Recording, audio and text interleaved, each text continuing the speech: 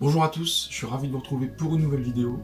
Alors on reprend aujourd'hui notre rétrospective sur Stanley Kubrick, précisément là où on l'a laissé, c'est-à-dire après Spartacus. Donc après l'expérience qu'a été Spartacus, qui reste un souvenir plutôt pénible pour le cinéaste, Kubrick se sent plus libre de réaliser ses propres films, sans l'influence des producteurs d'une grosse production hollywoodienne. Et c'est dans cet esprit qu'est adapté Lolita, tiré du célèbre roman de Vladimir Nabokov, paru en 1955. Et donc Kubrick s'empare de ce livre pour en faire son prochain film. Il modifie considérablement le scénario qui est également écrit par Nabokov, en transformant notamment la perversité du personnage par une obsession, qui est à la fois tragique et comique. Aujourd'hui on parle du 6e film de Stanley Kubrick, Lolita.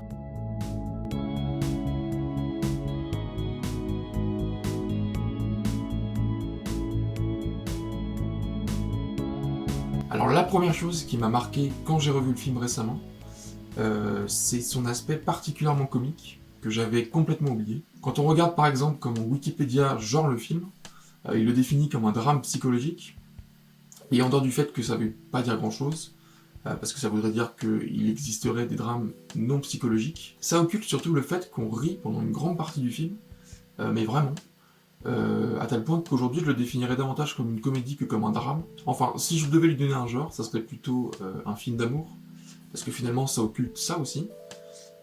Et puis comme en amour, on passe par tous les états, on rit comme on pleure. Mais vraiment cet aspect comique, c'est un caractère très important du film. Il y a des choses très très drôles, que ce soit les malentendus entre Charlotte et Humbert, qui ne sont jamais vraiment sur la même longueur d'onde. Il y a aussi la gêne du personnage d'Humbert, qui se retrouve au milieu de situations particulièrement drôles. C'est parfois presque équivalent à du Marivaux ou du Molière, des comiques de situation. Et ce qui est marrant, c'est qu'on rit des deux côtés, à la fois quand Lolita vient interrompre le plan de sa mère pour séduire Humbert, mais aussi quand justement Charlotte annonce à Humbert que Lolita part en camp de vacances. Et en fait, en même temps, il y a quelque chose de vraiment tragique pour ces personnages dans chacune de ces scènes. Et là, évidemment, on ne rit plus, parce que ça deviendrait de la moquerie bête et méchante. Mais on remarque que le comique trouve son origine avec le tragique, et c'est simplement la manière dont les personnages agissent qui est différente, ou la manière dont on nous présente les choses. Il y a aussi le personnage de Charlotte, qui a un très mauvais sens du timing, et ça c'est un vrai outil pour la comédie. Et d'ailleurs ça, le timing justement, alors je suis désolé pour cet anglicisme, mais il n'y a pas vraiment d'équivalent français du mot timing. Donc le timing, c'est la matière même, à la fois de la comédie et de la tragédie. C'est ce qui nous amuse par exemple dans le personnage de Charlotte, mais c'est aussi ce qui peut nous faire pleurer, ou enrager dans la tragédie. Typiquement, Roméo et Juliette est une histoire de mauvais timing, sauf que là, on rit pas évidemment. Et dans Lolita, entre la comédie et la tragédie, il n'y a qu'un pas. C'est quelque chose aussi qu'on retrouve très bien dans la série The Office. Car Lolita, c'est quand même l'histoire d'un grand désespoir amoureux, d'une histoire d'amour qui finit mal. Et ça, on le sait dès le début, dès la première scène, lors de laquelle Humbert tue Claire Quilty, parce qu'on comprend qu'il lui a volé son amour. Et c'est un début de film très désespéré, qui est d'ailleurs aussi la fin du récit. Un homme qui semble être devenu fou amoureux d'une femme en tue un autre qui est fortement alcoolisé, dans un décor chaotique, qui est rempli de verres brisés, de bouteilles sur lesquelles trébuchent les personnages, de tableaux renversés, bref, un espace de dépravation qui annonce le désespoir des personnages. Et c'est quelque chose qu'on retrouve dans l'esthétique du film, dès le premier plan après le générique, dans lequel on suit la voiture de James Mason, qui interprète Humbert, dans un épais brouillard. C'est un de mes plans préférés du film, qui dure à peine 10 secondes, je crois. Et en plus du brouillard dans lequel on est plongé, il y a aussi le noir et blanc, ou plutôt, comme je le disais dans ma vidéo sur les Sentiers de la Gloire, le camailleux de gris, qui nous plonge dans un univers sombre, et nous tient loin des imaginations que nous pourrions avoir sur un monde coloré autour de Lolita et de sa jeunesse, même lorsqu'il est question de bronzage de la peau, ou de rayons de soleil évoqués par les personnages. Le noir et blanc, enfin, est l'ultime moyen pour évoquer le passé, comme le montre un récit qui revient en arrière dès la 10e minute, je pense. Et donc ce moyen de combiner le désespoir avec le comique, c'est quelque chose que représente bien la première scène du film. On a un homme qui a un pistolet dans la main, d'un côté, prêt à faire feu, et en face, on en a un autre qui fait le pitre, comme s'il ne voyait rien ou comme si c'était un jouet.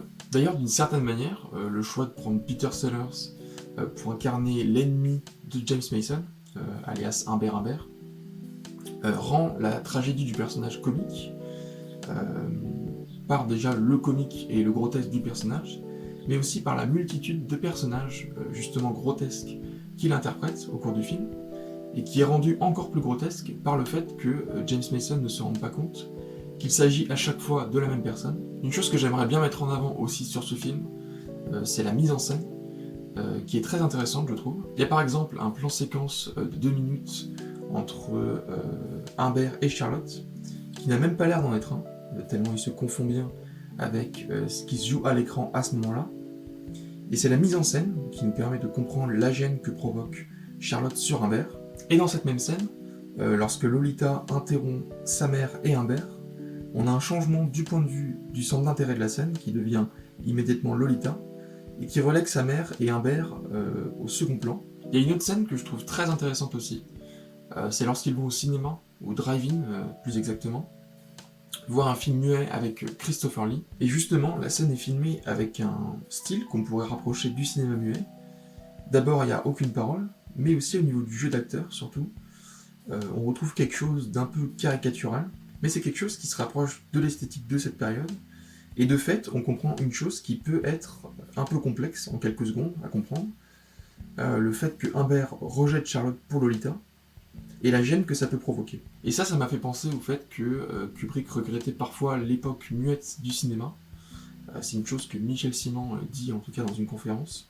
Et donc en réponse à son passage dans les studios hollywoodiens, pour un gros film, puisque c'est le 2e plus gros budget de l'histoire d'Hollywood à sa sortie, Spartacus, Kubrick réalise un film plutôt pessimiste, qui contraste nettement avec le précédent, et qui dépeint d'ailleurs un nouvel Hollywood, avec des histoires d'amour plus perverses, et des personnages ayant plus de vices que ceux de Casablanca par exemple, pour parler d'un standard hollywoodien. Et les personnages justement s'opposent énormément, pour contraster avec une vision plutôt classique du cinéma, qui est de penser que les personnages similaires s'assemblent. Évidemment, Lolita et sa mère sont très différentes, mais aussi Humbert et Charlotte. Et peut-être moins évident, Lolita et Humbert, qui s'opposent durant toute leur relation. Humbert est jaloux par exemple, à en devenir fou, et Lolita peut-être aussi, mais en tout cas elle le montre moins, et elle tente davantage de le provoquer. Et il y a aussi un point assez évident sur lequel ils ne s'entendent pas, c'est la littérature. Humbert est un vrai littéraire, comme il le dit au début, il s'est fait de l'argent en traduisant des poètes français, et il devient conférencier en université dans ce domaine. Et par opposition, Lolita ne s'intéresse pas aux livres, c'est ce que rappelle le docteur Zempf, qui est un des personnages interprétés par Peter Sellers, mais aussi Humbert lui-même, qui souhaite que Lolita s'intéresse davantage à la littérature qu'aux bandes dessinées, et quand il lui apporte des livres à l'hôpital, celle-ci semble complètement désintéressée par ses suggestions, et de fait, le film entretient un lien étroit avec l'écriture.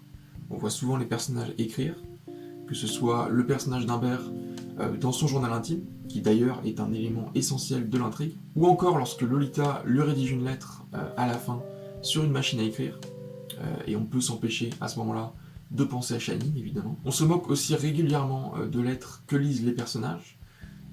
C'est le cas par exemple de Quilty dans la première scène, qui lit la lettre d'Humbert, ou encore même Humbert lorsqu'il lit la lettre disant que Charlotte l'aime. Et dans ces deux lectures, qui renvoient chacune l'une à l'autre, il y a une sorte de fatalité dans le fait que ça se passe dans ce sens-là dans le film, mais dans le sens inverse dans la chronologie des événements.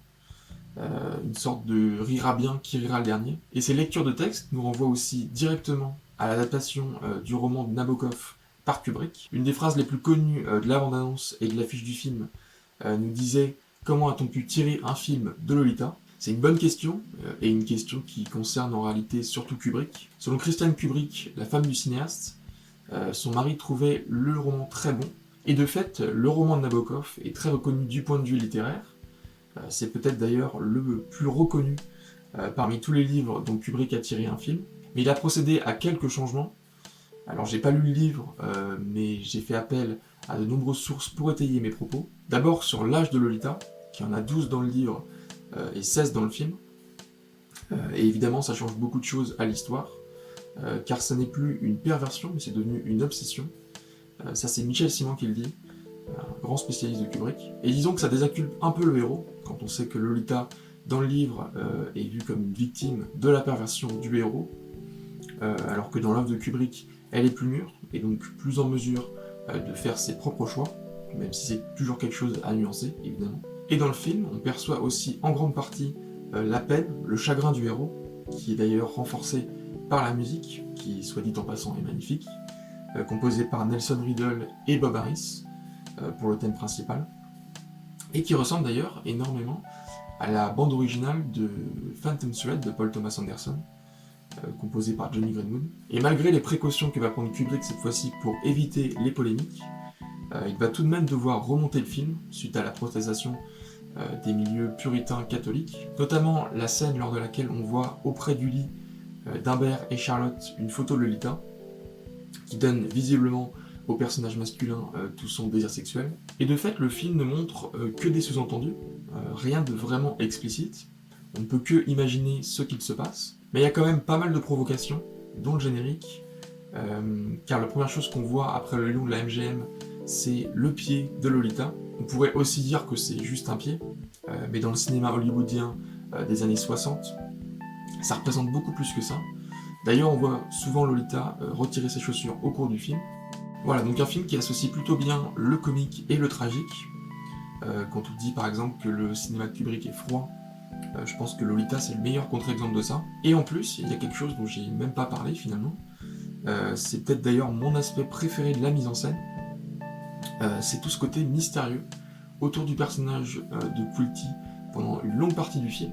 Et à chaque occurrence de Quilty, il y a une esthétique particulière, ou une position particulière que prend Peter Sellers, et un côté très mystérieux, comme je l'ai dit. Je pense qu'au montage, je vais vous mettre des images pendant ce temps-là de ces moments, qui ajoutent vraiment quelque chose au film, quelque chose que j'aime beaucoup, et qui font en grande partie que je l'ai aimé la première fois que je l'ai vu. Voilà, je vous remercie d'avoir regardé cette vidéo. Si vous l'avez aimé, vous pouvez vous abonner, mettre un commentaire ou un pouce bleu, et moi je vous dis à très vite.